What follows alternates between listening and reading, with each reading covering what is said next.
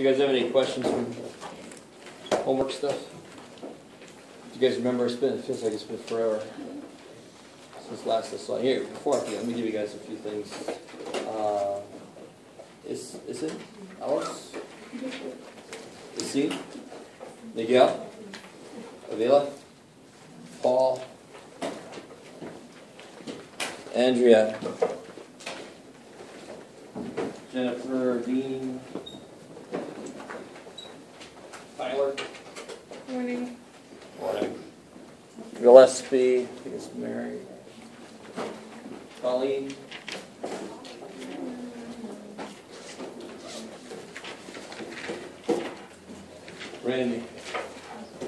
Randy? Julius?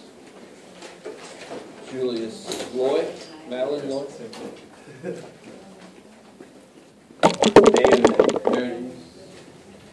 David? Omar? Pernell? Ashley? Purcell? Sarah? Is it the R or the K? Reeves. Oh, okay, that's right. Shelby.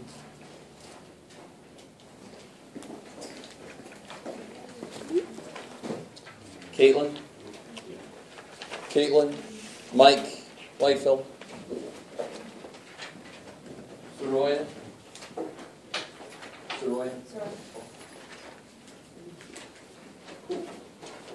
All right.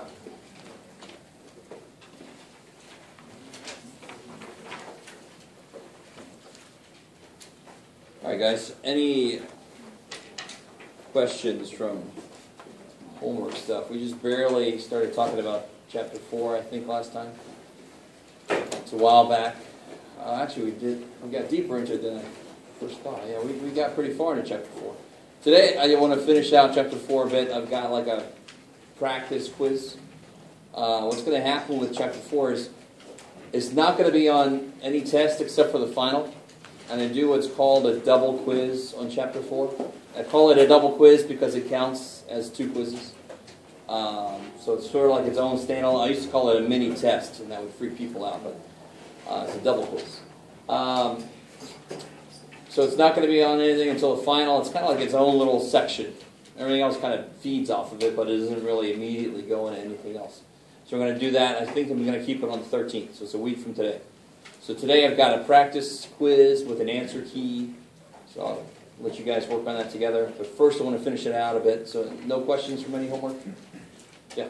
3.4, number 14, and on 4.2, doing answer. So 3.4, number 14. 14? Yeah.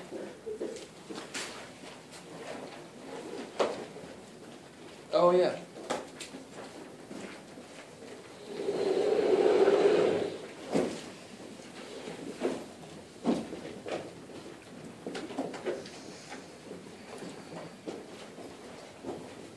So the title of section 3.4 is Measures of Relative Standing, or at least it should be. Yeah, good. Percentiles are obvious measures of relative standing because it tells you relative to everybody else how many of them did you score better than. So that's in there, the percentiles and the box plots and all that. But the other thing that's in this section is the z-score. And the z-score is really the best way to get a real good feel for your relative standing to everybody else. If the z-score is negative, what would that mean? If your test score on a test that you took was, the z-score was negative, what does that mean in relation to everybody else? You have that many standard deviations below the median. Close. Average. Okay, cool. The mean, right? So it tells you if it comes out negative, you're below the average. If it comes out positive, you're above. And the bigger the z-score, the more you are that. So if your z-score was 3, you're like, whoa. And if you've been reading and doing the homework, what's the definition of unusual? Yeah, anything outside of 2 standard deviations away. And that kind of goes along with the idea of this being called a normal curve, because it tells me what is not normal, which is what's unusual. You're unusually short, unusually tall, right? Your fish lives unusually short life or unusually long life or whatever. You guys kind of with me? So there's all these questions in there about, is this unusual or not? Well, how do you answer that? You don't say, yeah, that seems kind of weird. No. You calculate the z-score and it tells you directly. Is it higher than 2? Then it's freaky.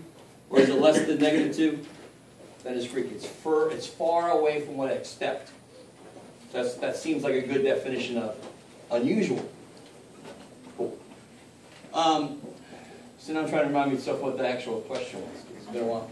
It was, oh yeah, so comparing these two test scores, if you calculate the z-score for the ACT, and then calculate the z-score for the SAT, it'll tell you.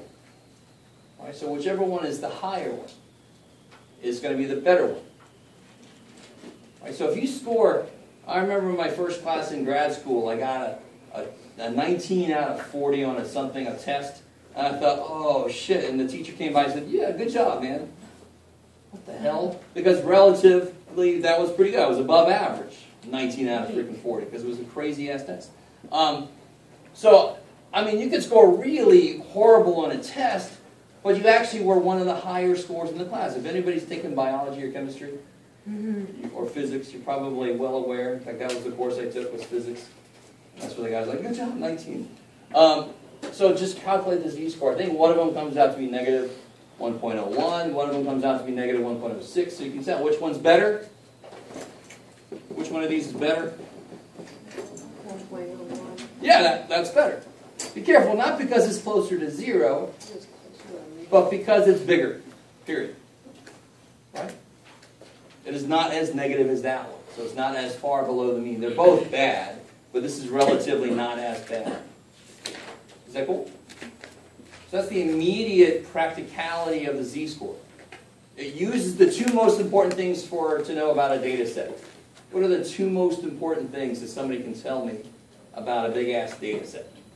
Mean. The mean Standard and the standard deviation. Because then I know where the middle is, and I also know how far things get away from that middle on average.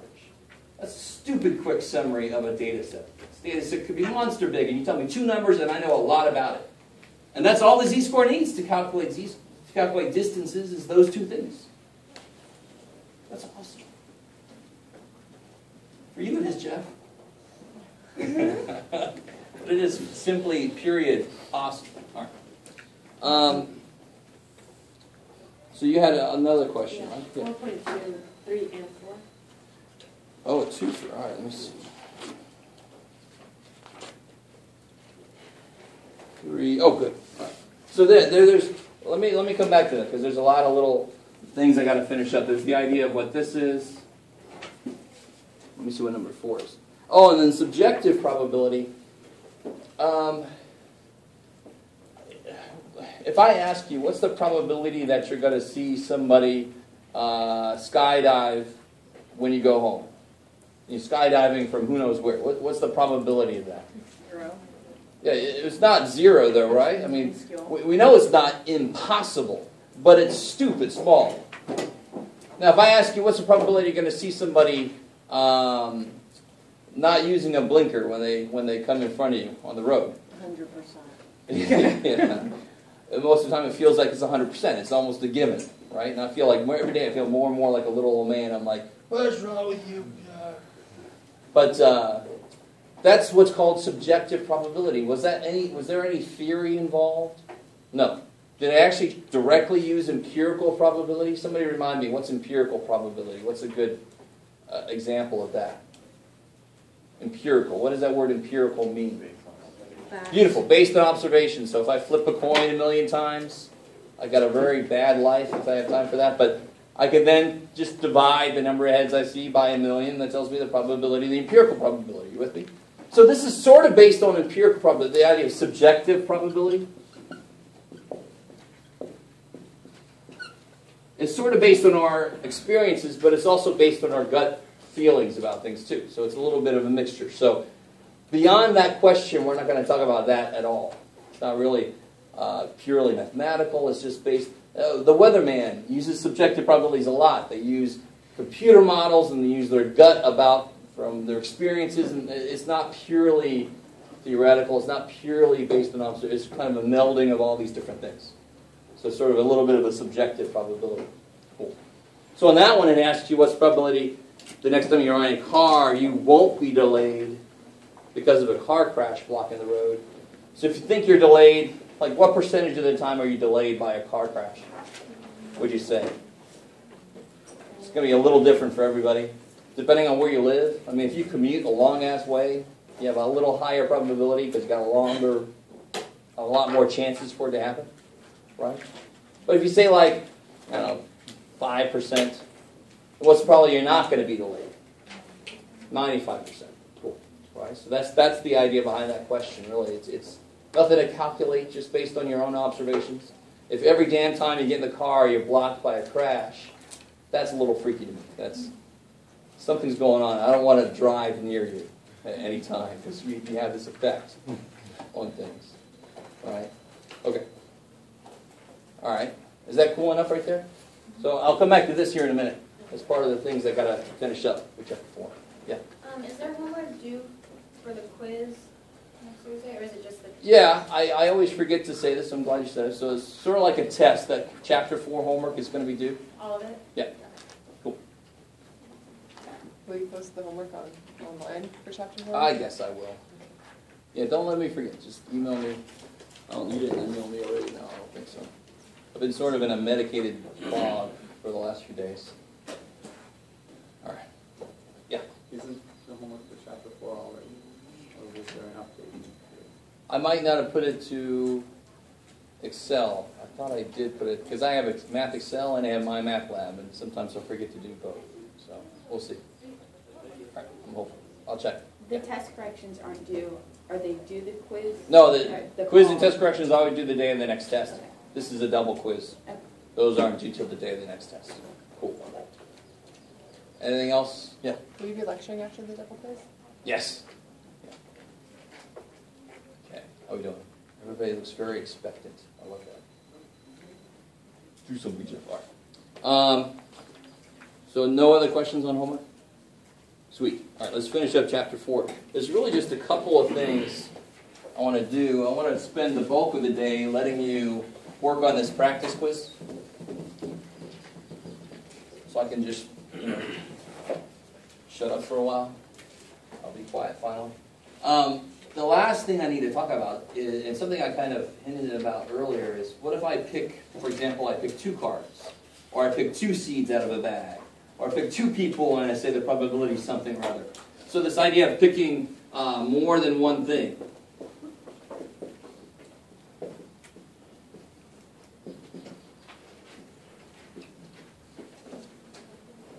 So it's going to start off nice here. Let's not use cards. Let's use something really, really crazy, simple, basic. Your most classic probability problem. You have 8 green chips, poker chips, and you have 12 red poker chips in a bag. Right? You do. You just do. You don't know, but you do. There it is. And I'm going to reach out. Let's start off with a pick one question, just to make sure we're all remembering this little review. What's the probability I could pick one and I get a green? What's that probability? Say it again. It's 8 and 20. Yeah, 8 green out of 20 total. Be careful, it's not 8 out of 12, right? 8 out of 20 total. Cool. Which is what percent? 40%. Good. Just multiply by 5 and make it out of 100. Sweet. All right, that's simple enough. So what the hell happens when I pick 2? Let's talk a little bit about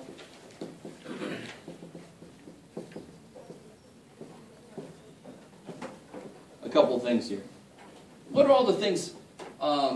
List all possible outcomes.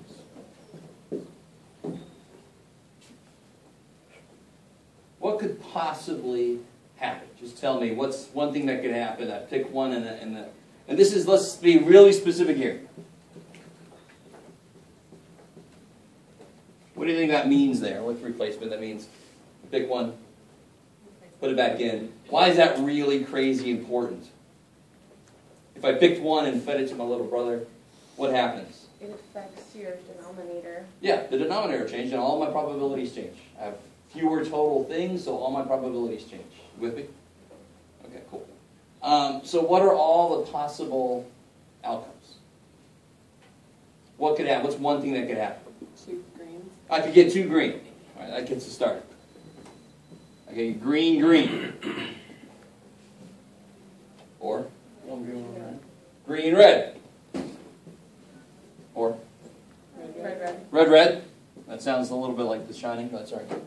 Or Red, green. red, green. Good. We have to count that as a separate event because it's a little more likely than any of the other two because it's got 2 ways it could happen. I could pick a green first and a red second, or a red first and a green second. So that I've got to count both ways. So there's all the possible outcomes. We call this thing our sample space. This is what's called our sample space. Oh.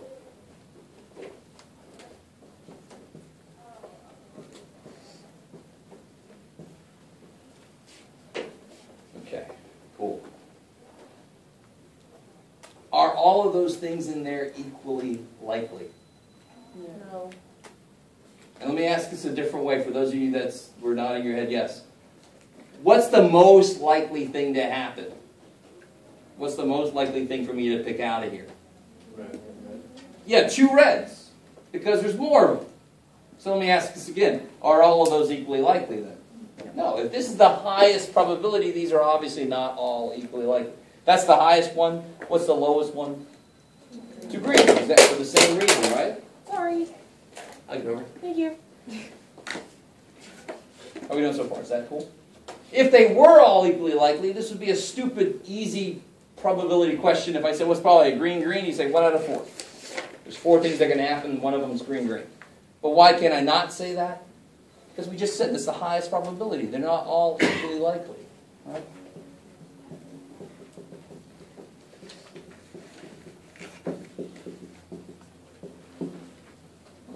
Okay. So how the hell do I then discover what the real probability is for getting 2 greens, for example?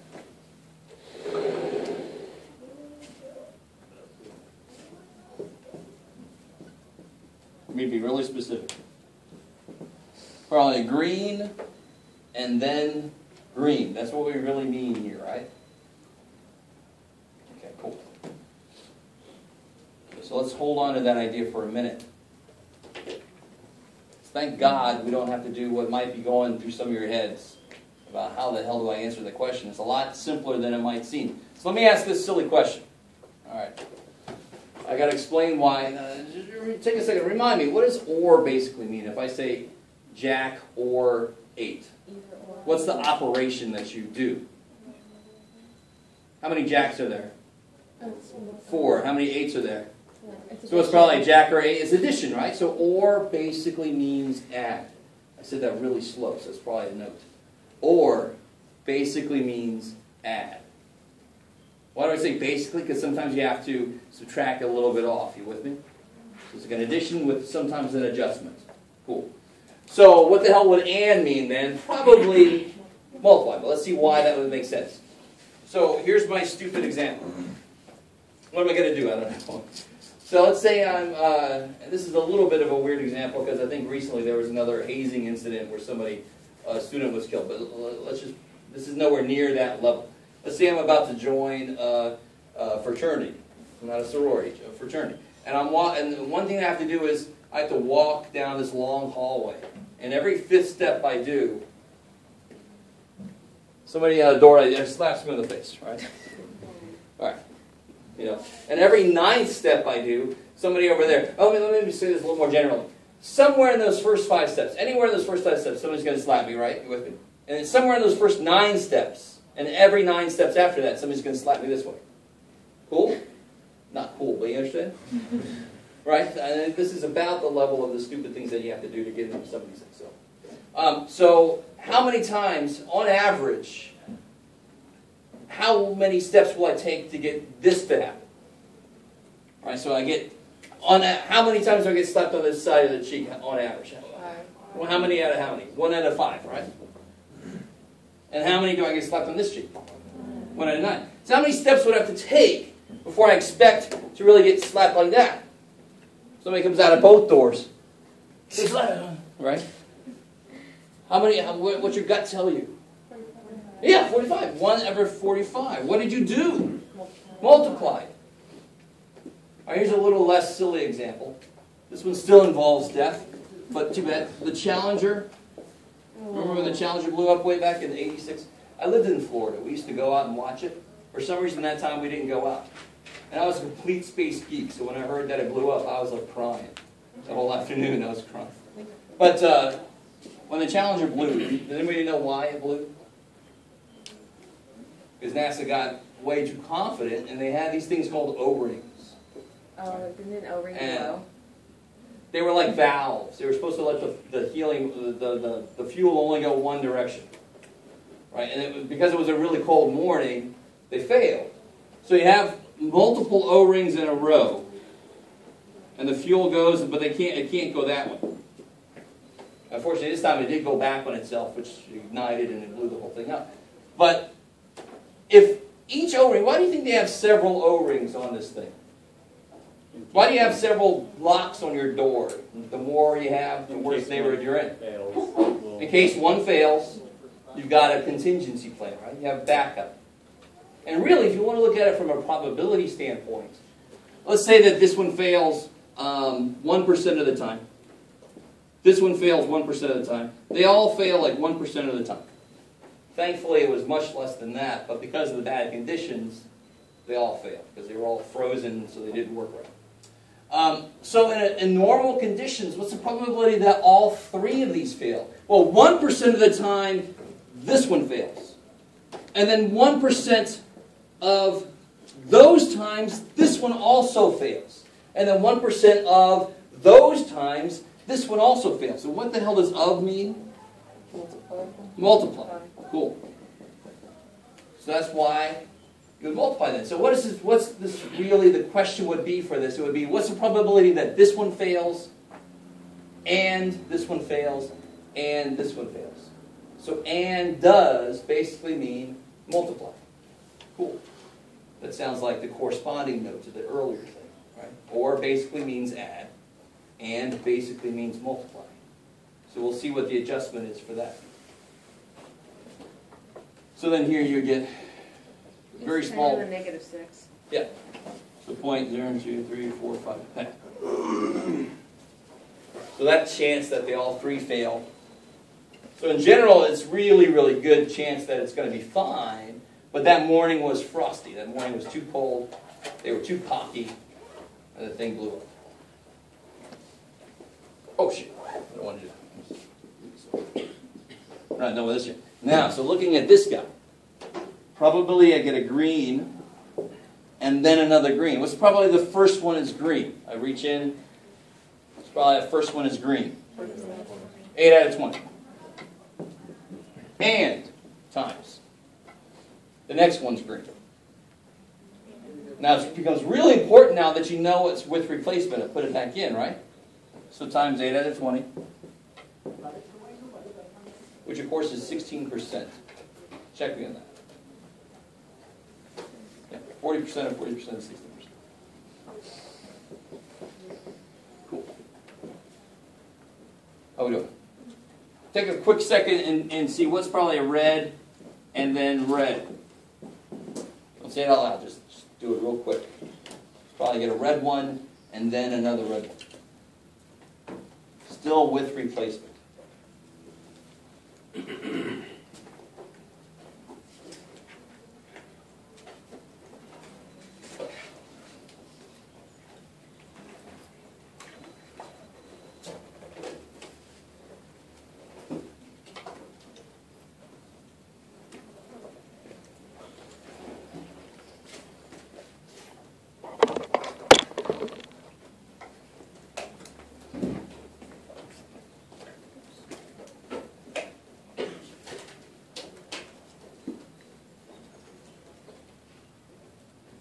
Okay, what do you guys get? How do you set it up? What would it look like? 12 out of 20? Good. 36%. About 36%. Which goes along with what we said, isn't it? We knew there were more reds, so we knew that should be the highest probability, and green was the lowest probability. So red is more than twice the probability of green. Sweet. Okay. So what happens if I do it without replacement? What would happen? So the same setup, but now I do it without replacement.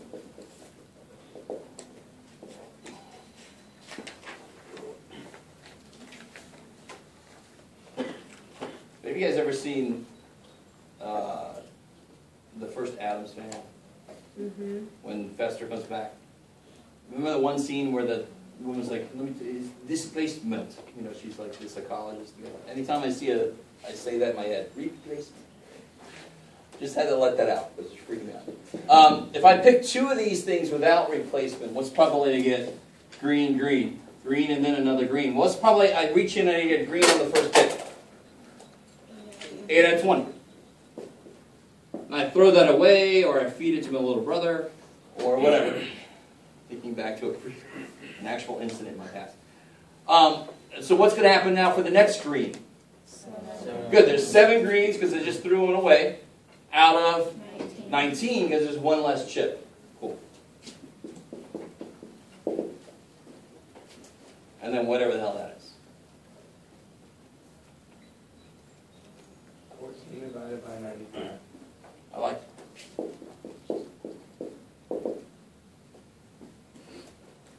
It's like almost 15% there. 14.7%. 14.7. So, just be really careful about this. What would this be? How would you set this up exactly? What would go first? The reds. Yeah, so how many reds? I mean, what would that probability be? 12 out of 20, because they haven't done anything yet. Now, what happens with this dude now? What changes? How many greens are there? 8. There's still 8 Out of 19. out of 19 out of 11. So why did this top change? Well, because it's the same. I picked one of them already, right? Here I picked a red one first, so there's still 8 greens. Only the bottom changes. Do you guys see that? Okay, so when do the bottoms change? When it's without replacement. Cool.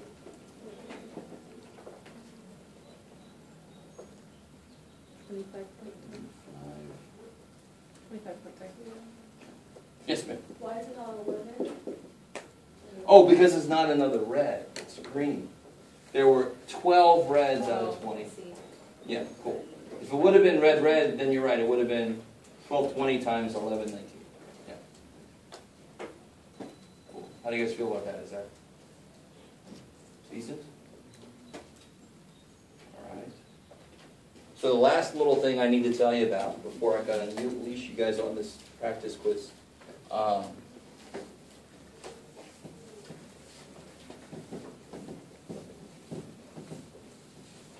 It's related to that thing up there. I had this question here about this earlier. Let's say the probability that somebody's left-handed in the U.S. I keep forgetting to look this back up, but the last time I looked it up several years ago was 11%. There's any lefties out there? How many left-handers do I have in this class? 3, 4. 4 currently out of roughly 40 or something. So that's not bad. It's like 10%. We're close. So let's say it is 11%. You gonna look it up? I like that. What's probably somebody's not left-handed? I can't just say right-handed because they might just not be left-handed. So probably not left-handed. Here's how you say not left-handed in statistics math. Okay. Going back, statisticians are basically mathematicians, and they don't like writing a lot. So you'd rather come up with a symbol that means something. There you go. That bar over the top means not this. It also is more officially known as the complement of, in this case, L. It's called a complement because they're complementary. Together they make a whole thing. Together they make 100%. So the probably it's going to rain today was 40%. What's probably it's not going to rain? 60%. They're complementary, of course. They're opposites. So together they got to make 100%. You're one or the other. So what's probably not left-handed then? 0.89. Because together they have to make 100%. Or 1 in this case for a decimal. I love it. So how many people are there that we're talking about in this problem? Roughly. 7 billion. No, not the world. This is just the U.S. Sorry. I like that, though. You're right. For the world, 7 million. U.S., we're about like 320 million, roughly. Yeah. I still remember, I think it was October 08, we passed 300 million. And now we just keep chugging along. And they're all moving to freaking San Diego. All right. So here's the kind of question I'm going to ask you, and here's why you don't have to do it quite the way we did it here. How big was our sample here? 20. So if I change it by 1, it actually changes the number quite a bit. It changes it quite a bit, changes it a lot. But if I had 11% of 320 million out of 320 million, and it took one person, what's the bottom going to be now? 319 million, 999,000. Now, I don't think it's going to change much. Are you guys with me? Sort of. All right. So when I'm talking about a very large population, here's the kick-ass thing that happens. If I said the probability, let's do this, it doesn't even matter. Stop. The probability I pick 3 lefties and then a non-lefty. So what would that look like in pure math? Since I'm obviously a mathematician, I don't like to write a lot. 3 lefties and then a not lefty. Right? That's how it will look like, and that's much better. I can see what I'm writing. You guys with me? It's probably LLL, not L. So how would I set this up? I kind of look at this as a hangman game. I've got my something and something and something and something. And I just got to fill it in. Since I have such a large population, I just can use the probabilities directly. I don't have to put a fraction in there. I don't have to change it each time. Am I going to pick the same person 4 times? No. But I don't have to worry about changing the denominator, since it wouldn't change the probability very much. What's probably the first guy's left-handed? 11%. 11%, so 0.11. Second guy's left-handed? 11%. Third guy's left-handed, 11%. Fourth guy's not left-handed? 89%. 89%. So what's an even better way to write this, really? How many left-handers do I have? 3. 3. So I'd have 3 of these and 1 of those. That kicks ass, because if I pick 20 left-handers, I don't want another 0.11. Just 0.11 to the 20th. I got 20 of them. And then whatever the hell you get there. I don't know. 0.1%. 0.1%, so 0.001, Yeah. roughly? Okay. Double check.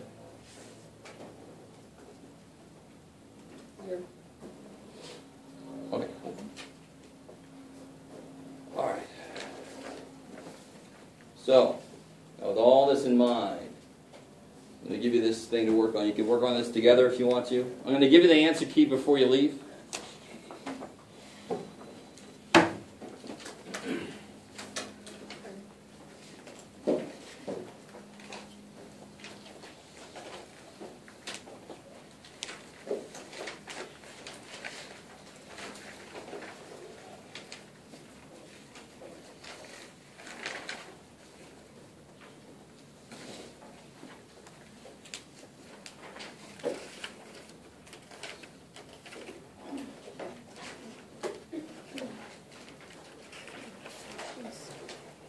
You can work on this together if you want to. You can work on it alone if you want to. The first problem is one just like the one we just did up here.